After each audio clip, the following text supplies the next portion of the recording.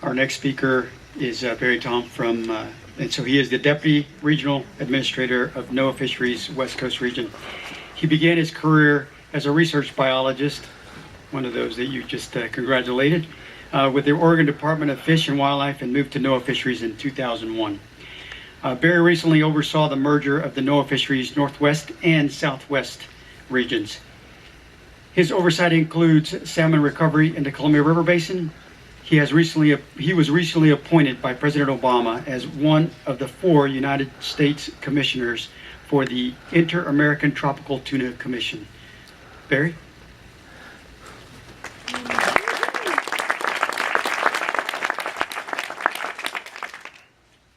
So it is great to be here. As a fish guy, it's great to have a day where we're actually celebrating the fish out there in the landscape. So you feel free to stare at the fish instead of staring at me. And I do say that while I am doing some tuna work now, my heart is really here and is really about recovering the salmon. And that really is my true passion out there. And I want to continue to work in that regard.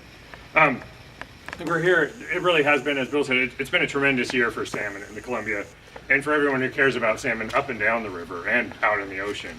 And really, I mean, look at how many fish, just in the past, while we're sitting here, there are probably more fish passing these windows than many of the years in the 90s. And that's just really incredible.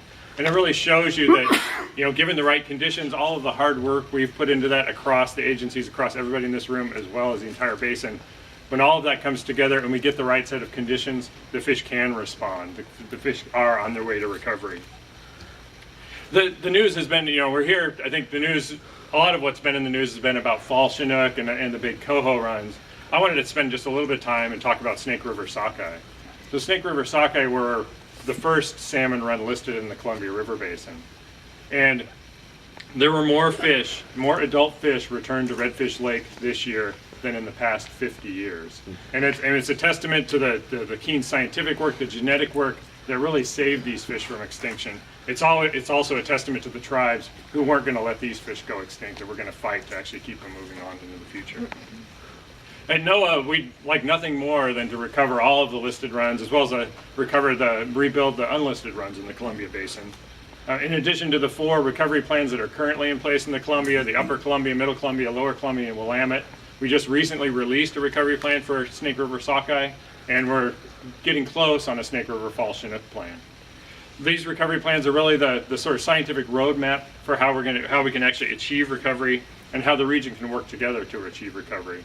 I think everybody in this room knows that recovery is a shared responsibility, and it will take us all continuing to work together to really bring that together and to sort of focus on that one common goal to rebuild the salmon runs.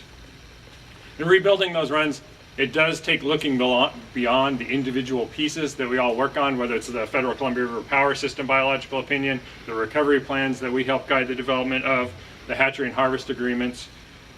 We really need to look to a larger regional framework for salmon recovery. We cannot get to recovery without shared goals, shared common goals, and a shared sense of how we want to achieve those goals across the basin. So we need your help and support to develop that framework and to make the most of those pieces within that framework. So it really has been a remarkable year. We've seen substantial progress, both in action and in outcomes, as you see by the fish here. Everyone's happy with the progress we've made to date.